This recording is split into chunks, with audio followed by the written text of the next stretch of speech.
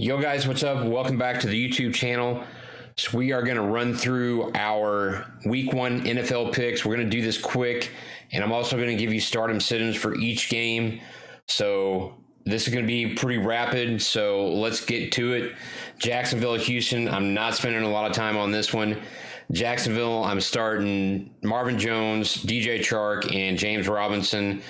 I'm not starting either defense. And then on the Houston side of the ball, Brandon Cooks is probably the only guy that I would start there. I don't like the matchup. It's going to be one of those division games. You know how it goes. I have Jacksonville winning the game 24-14. James Robinson with 2 touchdowns, and Trevor Lawrence throws for 1. So that's that there. Let's move on. The Chargers and Washington football team. I have Washington winning this one at home 24-21 on a late field goal. I think Scary Terry's going to have a decent game. Logan Thomas is going to have about probably 8 catches, 80 yards, and possibly a touchdown. Antonio Gibson's going to get a huge workload tomorrow. No Curtis Samuel. He is in IR for 3 weeks at least. So Washington's going to have to go with a rookie in that spot. So J.D. McKissick could probably see some time as well. That's who I'm starting on the Washington side of the ball. On the Chargers side of the ball, it's going to be an unpopular opinion, but I can't start Austin Eckler this week. He's already got a hamstring issue, and it's not going to take much to tweak it early in the season. So I could see him being platooned quite a bit, or just Washington's front 7 too, extremely tough. So I don't know that he's going to do much on the ground anyway. If he does anything, it's going to be pass catching. And then I'm starting Mike Williams, Keenan Allen, and potentially Jared Cooks as a flex, like a flyer. I think Keenan Allen's going to get his, and Mike Williams is going to be the X factor for the Chargers. I think Herbert's going to struggle a little bit with that Washington pass rush. So that's why I'm going 24-21 Washington over the Chargers. Next up, we have Seahawks at the Colts. There's not a lot to talk about on Indy's side, in my opinion. You're starting Jonathan Taylor, and you're probably starting Zach Pascal and Michael Pittman Jr. Those are really the only 3 guys that I think I would start. I'm not sold on Carson Wentz. The offensive line's beat up. To make matters worse, they've got issues on the defensive side of the ball. And I think Russ Cooks in this game. You're starting Russell Wilson, Chris Carson, Tyler Lockett, DK Metcalf.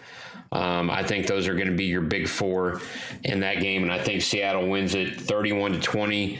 Yes, Indy will score some touchdowns because Seattle's defense the secondary is that bad. Moving on, next game, we have the Jets at Carolina. And I just realized I missed that game on my stream. So we'll go a little bit in depth here real quick. So Carolina, you got CMC's back healthy again, DJ Moore, Robbie Anderson, and Terrace Marshall Jr. Got 3 great wide receivers. Ian Thomas, the tight end. I look for Carolina to put up some points in this game. I think the Jets will keep it close early.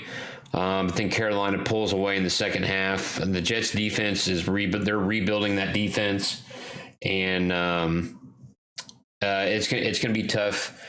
I think on the offensive side of the ball for the Jets, I think you're starting. You're pretty much starting Corey Davis. I would start Elijah Moore. Because I think he's going to benefit from Jamison Crowder being out.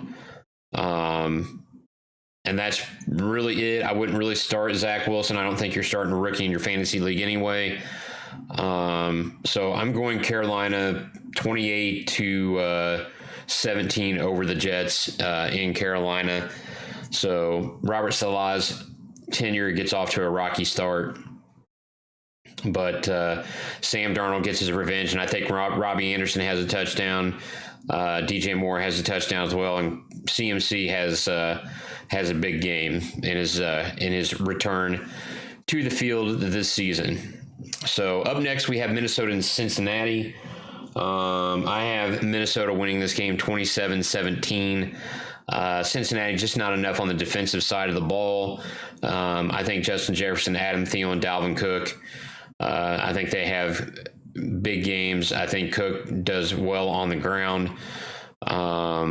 And Minnesota has enough defensively. I think a little concerned about the Bengals offensive line, Joe Burrow coming back. Not sold on Joe Mixon as running back. So unfortunately, I do have to start Joe Burrow in a league because I missed a draft and he's my second quarterback in a 2-quarterback league. But it is what it is. I think T. Higgins is worth a start, and I think Tyler Boyd is worth a start as well. I don't think Jamar Chase is going to do a lot. And he's going to have to prove himself to me before I would recommend starting him in a fantasy lineup. So 27-17 Minnesota over Cincinnati. Arizona, Tennessee, I have one of the highest scoring games, probably the third highest scoring game of the day. I have Tennessee winning 35-32 in Tennessee. Both defenses, both secondaries are highly suspect. Tennessee has Julio Jones, A.J. Brown. I think Anthony Ferguson is going to be a factor in the game as well. Derrick Henry running the ball. I think Tennessee is going to be able to put up points, but the problem, they're not going to be able to stop Arizona from putting up points either, because you got Kyler Murray, you got DeAndre Hopkins, and you got A.J. Green. So I think A.J. Green's going to have 5 catches, 50 yards, and a touchdown. I think DeAndre pushes 100 and a touchdown there. He always seems to torch Tennessee. Christian Kirk, I think, could have a decent game as well. Not sure who plays the slot more, Rondale Moore or Christian Kirk. I think Rondale Moore will play some as well. So I'm taking Tennessee by a field goal at home over Arizona. San Francisco, Detroit, I'm not going to spend a lot of time on this one either. I got San Francisco 27-13. I think George Kittle, Raheem Mostert have big days for the Niners. The Niners defense, too much for the Lions. And the only 2 guys that are probably worth starting on Detroit's offense are DeAndre Swift and TJ Hawkinson. But it's not enough, and San Francisco wins 27-13. Up next, we have one of the biggest games of the day, Buffalo-Pittsburgh. Going to be interesting here. I think there are going to be some points put up in this one as well. It's early in the season, so I tend to favor the offenses over the defenses a little bit in certain situations. So I have Buffalo winning 30-27. Josh Allen, Stephon Diggs, Zach Moss. Yes, you heard that right, Zach Moss, and Cole Beasley. I'm not sure if Emmanuel Sanders plays tomorrow or not. If he doesn't, that means Gabriel Davis probably plays, or Isaiah McKenzie. But as far as stats go, I'm going Cole Beasley, Zach Moss, Josh Allen, and Stephon Diggs for the Bills. On the Pittsburgh side of the ball, offensive line, some rework there. Is he gonna try to stretch the field this year, or is he just gonna 10-yard passes and then try to get a running game going? So Tre'Davious White's probably going to be on Chase Claypool. So I think Deontay Johnson, Juju Smith-Schuster have to step up. Yes, I said Juju has to step up. And Najee Harris, he's got to carry the load. They have to run the ball if they're going to win this game. I just don't see it being enough. So I think Buffalo takes it 30-27 at home. Atlanta, Philadelphia. Again, neither defense here. Not saying a lot. There's going to be not sold on either defense. I think Atlanta at home, I think they're going to put some points up. I have Atlanta 40-28 over Philadelphia. I'm not sold on Jalen Hurts at quarterback. I think that's one of their weak spots. Their wide receiver position is pretty sus too. So I guess, as I was saying on stream, Jalen Reagor, probably Dallas Goedert, Zach Ertz, and Miles Sanders. I think Miles Sanders has a huge day, so he's worth starting on the Philadelphia side. On Atlanta's side, it's going to be pretty much a 3 to 4 man show. Calvin Ridley, Kyle Pitts, Mike Davis, and Russell Gage. Sorry, started to say somebody else, and I already said that name. Anyway, I think those are the 4 guys for Atlanta that do something. So I think Davis could have a pretty good day. Not necessarily rushing. I think he's going to catch some balls out of the backfield. He's going to get some points there. I think he gets 1 touchdown at least. I think Ridley has 2. I think Gage and Pitts both have 1. And Atlanta goes on to win 40-28 at home. The next game is probably the highest scoring game of the weekend, I think. Kansas City, Cleveland. Both defenses here. I'm a Chiefs fan, but I look at this from an objective point of view. I think both defenses are going to struggle a little bit. Both quarterbacks are going to make some plays. The running game, I think, favors Cleveland in this one. So you're definitely starting Baker. You're starting Jarvis Landry. You're starting both Chubb and Hunt. If OBJ plays, you're starting him. And I'm not sold on Austin Hooper either at tight end. So those are the guys I'm starting from Cleveland. Kansas City, you're obviously starting all the regular guys. You know, Tyreek Hill, Kelsey, Mahomes, Clyde Edwards-Helaire, and Mecole Hardman. I think Mecole Hardman is the underdog in this game. I think he could have a huge game, upwards of potentially 100 yards. If Tyreek and or Kelsey get shut down, then Mecole Hardman's going to be the one to pick up the slack. I have Kansas City winning at home with that crowd at Arrowhead, or formerly known as Arrowhead, whatever it's known as now, 38-34 to Kansas City Chiefs. Next up, Green Bay and New Orleans. This game is being played in Jacksonville since Jacksonville is in Houston. Originally, I had this being a closer game than what I have it now.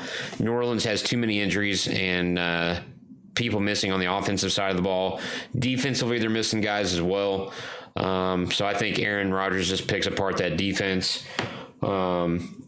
Start Rodgers, start Aaron Jones, Devontae Adams, Robert Tonyan, and I'm going to go Allen Lazard, I think, maybe. Valdez Scantling or Lazard probably there. But those are like deep flex. The ones you're starting are the ones that I named off already. For New Orleans, the only guy that's really worth starting in the game is Kamara. That's it. I think Jair Alexander is going to be on Callaway's. I think it's going to be tough for him to score points. I have Green Bay 34-17 because we know how Green Bay's defense tends to get lax at times. So I think New Orleans will score, just not enough. Next up, Denver at the Giants. I have Denver winning 21-10 on the road. It's going to be a low-scoring game. 2 offenses trying to find their identity per se. I do like Teddy Bridgewater more than Daniel Jones. So I think Noah Fant's worth a start, and I like to say this name, Big Booty Jerry Jeudy for Denver. He is worth a start. I would not play Cortland Sutton in this game because he's going to have James Bradbury, the corner for the Giants, on him, and Bradbury is very good in coverage. So I would not start Sutton this week. And the running game for the Broncos, I would not start either one because I don't know who's going to get the better share of those carries, and the Giants are decent against the run. So I think Denver's going to have to throw the ball, I think, to win, and then use the run game later on to control the clock and basically milk it out. On the Giants side of the ball, offense is a mess. Galladay's been banged up all preseason. I have him. I drafted him. I'm not starting him. I want to see what happens in this game because the rumor is that he's not happy with Daniel Jones. They don't have chemistry yet, so that's going to cause issues. So Daniel Jones is going to go back to Old Faithful, which is Sterling Shepard and Darius Slayton. Evan Ingram is out. I don't trust any of the other tight ends that the Giants have. That includes Kyle Rudolph. Saquon Barkley, Devontae Booker, I think they potentially split time or split carries in this game. So I don't know if you start Barkley, temper your expectations because I don't know exactly how well he's going to do. And then, if you're needing a running back, Devontae Booker is probably worth a pick this week. But the Broncos are pretty decent against the run. So I got Denver winning 21-10 on the road in New York. And we're coming to a couple of my upsets of the week. Miami at New England. My biggest question for Miami is their quarterback position. Can Tua Tagovailoa make something happen and, knock off New England in New England? Miami's finally pretty healthy to start the season on the offensive side of the ball. You got Devontae Parker, Mike Gesicki, Jalen Waddle, the rookie, and then Jakeem Grant as well. So I don't know if Waddle's worth the start yet, but I'm starting Devontae Parker, Mike Gesicki, potentially Jakeem Grant, and then Myles Gaskin. I don't know. I mean, he's probably going to get the bulk of the carries, but New England's pretty good against the run. So I could advocate starting both defenses in this game. I think it's going to be somewhat low scoring. New England side of the ball, Mac Jones starting. Their wide receiver position is still kind of a mess. Jacoby Myers is worth a start. After that, it gets pretty murky. You got Hunter Henry and Jonnu Smith, the tight ends.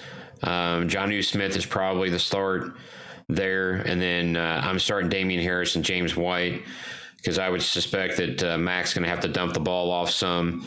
So that means some catches for James White. However, I like Miami's secondary better than New England's. I think Miami makes a couple of plays, gets a turnover, and I think they knock off New England at home 20-17.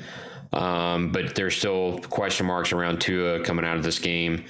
But I think Miami comes out with a win in New England. Chicago at the Rams. Yeah, the Bears are a little bit of a mess too, defensively and offensively. The Bears secondary is a huge question mark. Eddie Goldman is out at the nose tackle spot, so that presents a problem in the run game. And you got Matthew Stafford, first game in LA. Cooper Kupp, Robert Woods, Darrell Henderson, Sony Michel, and supposedly Deshaun Jackson is starting. I'm not sold on Deshaun Jackson being able to stretch the field until he can prove that he can stay healthy. But I like the Rams offense. I think it's going to be sneaky good. The Bears defense is sneaky bad. How about we say that? Flip it over. Rams defense, I think they're going to be pretty good. I do have some questions in the secondary, so I want to see how they play out in this game. Andy Dalton, we kind of know who he is. So Allen Robinson's a tough start going up against Jalen Ramsey. I think Darnell Mooney on the other side is probably the start. And David Montgomery, running back, because I think he's going to do more out of the backfield than he does running the ball. But I'm curious to see how Matt Nagy or whoever's calling the plays in Chicago runs this offense this year, and especially against the Rams. But I have the Rams defense too much. I think the Rams win 31-14 to get off the new season on a good start. And last but not least, we have the Baltimore Ravens at the Las Vegas Raiders on Monday night. Baltimore is an absolute disaster on offense right now. They have so many injuries. As you know, Marcus Peters and Gus Edwards both tore their ACLs in practice on Thursday. So they're out for the year. So the Ravens have signed Le'Veon Bell and Latavius Murray. I think it was Latavius Murray, or was it Devontae Freeman? Anyway, they've signed a couple of running backs. They're going to play some in that game, but not much. So Tyson Williams is probably the start at the running back spot for the Ravens. Mark Andrews and Marquise Brown are starts. I don't like Sammy Watkins. He was in Kansas City.